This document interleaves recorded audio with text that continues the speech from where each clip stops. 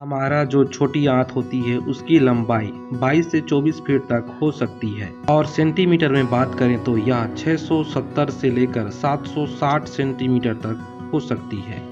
अलग अलग body shape और जेंडर के आधार पर इसकी लंबाई में चेंजेस हो सकती है। और इतना लंबा हमारी जो छोटी आंत है वह फूड के एब्जॉर्प्शन में और जितना भी हम भोजन करते हैं उसका अधिकतम पाचन इसी छोटी आंत में ही होती है। हमारे स्टमक के एंड में मौजूद पैलोरिक स्फिंक्टर से चालू होकर हमारे छोटी आंत और बड़ी आंत के बीच में मौजूद इलियोसिकल वाल्व पर जाकर खत्म होता है।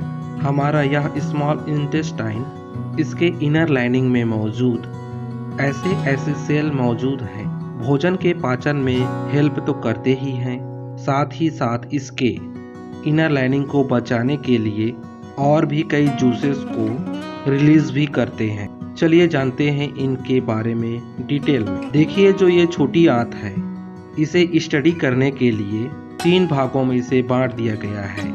पहला पार्ट होता है डियोडिनम, सेकंड पार्ट होता है जेजिनम और थर्ड पार्ट होता है इलियम।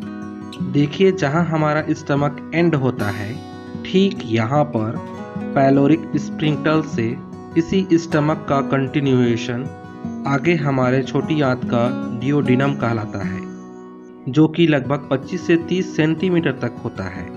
और इसी डियोडिनम में ही आकर हमारे पेनक्रियास और पित्ताशय से आने वाले डक्ट, जिसे हेपेटोपेनक्रियाटिक डक्ट भी कहा जाता है, जहां पे बाइल जूस और पेनक्रियाटिक जूस आपस में मिल जाते हैं, हमारे डियोडिनम में आकर मिल जाते हैं भोजन से, जिसे काइम कहा जाता है। दरअसल पेनक्रियास से और बाइल डक्ट से आने वाले जो डक्ट होते हैं वे आपस में मिलकर इसमें एक ही नली बनाते हैं डियोडिनम के पास। ये बाइल जूस क्या करता है कि यह फैट को फैटी एसिड में कन्वर्ट कर देता है और ये पेनक्रियाटिक जूस एक एल्कलाइन जूस होता है जो कि फैट, शुगर और स्टार्च को ब्रेक डाउन करता है। उसके बाद में हमारी जो छोटी आंत दूसरा पार्ट चालू हो जाता है जिसे जेजुनम कहा जाता है। देखिए हमारे जो डियोडिनम और जेजुनम के बीच में ये एक लिगामेंट होता है। यह लिगामेंट ही जियोजिनम और डियोडोनम को सेपरेट करता है और इस जेजुनम शब्द का मतलब एम्प्टी होता है, जो कि एक ग्रीक वर्ड है। दरअसल जब भी कोई व्यक्ति मृत होता है तो मरने के बाद में हर एक व्यक्ति का यह जेजुनम खाली ही मिलता है, इसीलिए इसको एम्प्टी मतलब जियोजिनम का नाम रखा गया है। जियोजिनम का लंबाई लगभग 250 से 300 सेंटीमीटर तक हो सकता है।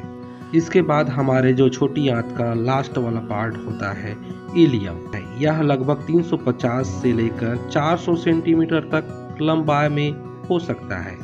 और यहाँ पे बड़ी आंत के जंक्शन पे जहाँ पे इलियोसिकल वाल होता है वहाँ पर यह खत्म हो जाता है।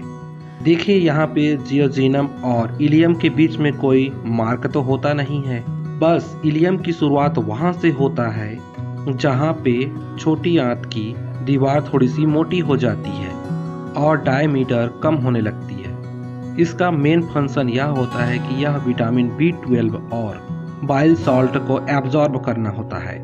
देखिए अब हम यह जानते हैं कि छोटी आंत के कितने भाग होते हैं। अब एक बार यह भी जान लेते हैं कि यह छोटी आंत किन किन लेयर से मिलकर बनी हुई होती है, यानी कि इसके टिश्यू लेयर के बारे में बोले तो हिस्टोलॉजी के बारे में। देखिए ये सबसे बाहर वाली लेयर हमारी यह छोटी आंत की सिरोसा की लेयर होती है, जो कि हमारे छोटी आंत को फ्रिक्शन से बचाता है।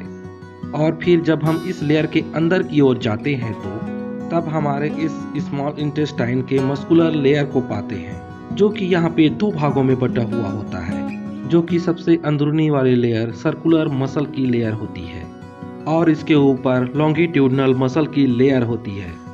तो ये दोनों का कार्य क्या होता है दोस्तों, ये अलग अलग तरीके से कॉन्ट्रैक्ट होकर हमारे भोजन को स्मॉल इंटेस्टाइन में आगे की ओर पुश करते रहते हैं, जिससे आसानी से जो फूड होता है वह आगे की ओर बड़ी आंत में पास हो और इनके ऊपर हमारे स्मॉल इंटेस्टाइन की इनर लाइनिंग होती है, जो कि म्यूकोसा की लेयर होती।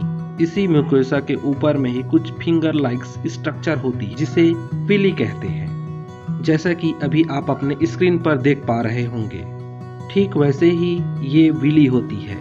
देखिए, जो यह विली होती है हमारे स्मॉल इंटेस्टाइन के अंदरूनी भाग में, इसके ऊपर में भी कुछ छोटी छोटी माइक्रो विली होती। जब हम इन विली को जूम करके देखते हैं तो तब हम इन्हीं विली के ऊपर में ही माइक्रो विली को देख पाएंगे।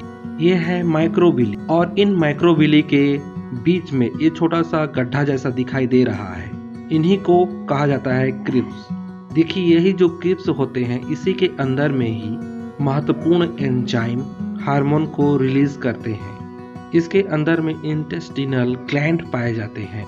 ये सेल कुछ काम के फ्लूइड्स को रिलीज करते हैं। इन क्रिप्स में पाए जाने वाले पेट सेल हमारे पेट में आने वाले किसी भी बैक्टीरिया और वायरस को मारने के लिए एंटी माइक्रोबियल फ्लूइड्स को रिलीज करता है, और स्मॉल इंटेस्टाइन के स्टेम सेल को बढ़ाने का भी कार्य करता है। हमारे स्मॉल इंटेस्टाइन का और एक सेल होता है इंटेरो इंडोक्राइन सेल। इसी में ही पाया जाता है, जिसमें कई प्रकार के और सेल भी पाए जाते हैं, जिसमें से कई तरीके के हार्मोन और एंजाइम रिलीज होते हैं। इसमें एक आई सेल होता है। यह आई सेल कोलेसाइटोकाइनिन हार्मोन को रिलीज करता है, जो कि गॉल ब्लैडर और पेनक्रियास को स्टिमुलेट करता है पेनक्रियाटिक जूस और बाइल जूस को रिलीज करने के लिए। ठीक इसी तरह से ही इसमें पाए जाने वाले एस सेल से सिक्रेटिन हार्मोन रिलीज होता है, जो कि डिओडिनम में वाटर और आयंस को बैलेंस करता है। देखिए, इन विली के ऊपर भी 2 सेल पाए जाते हैं, जो कि हमारे फूड के डाइजेशन में बहुत बड़ा इम्पोर्टेंट रोल प्ले करते हैं। जैसे कि इसमें पाया जाता है एक एब्जॉर्प्टिव सेल, जो कि भोजन को एब्जॉर्ब करता है शरीर में, और एक सेल होता है गोबलेट सेल, जो कि म्यूकस रिलीज करता है, जो कि हमारे स्मॉल इंटेस्टाइन के इनर लेयर को बचाने के लिए। और ठीक यहाँ पे जहाँ पे छोटी आंत बड़ी आंत से मिलती है, यहाँ पे एक वाल्व होता है जिसको इलोसिकल वाल्व कहते हैं। यहाँ पे आते ही हमारी छोटी आंत खत्म हो जाती है और बड़ी आंत चालू हो जाती है। अब मैं यह उम्मीद करता हूँ कि यह वीडियो आपको जरूर पसंद आया होगा, और ऐसे ही वीडियो पाने के लिए आप इस चैनल को सब्सक्राइब कर लीजिए। और यदि यह वीडियो आपको पसंद आता है तो वीडियो को लाइक, कमेंट और शेयर करना ना भूलिए। जय हिंद, जय भारत। और आपको वीडियो देखने के लिए बहुत बहुत थैंक यू सो मच।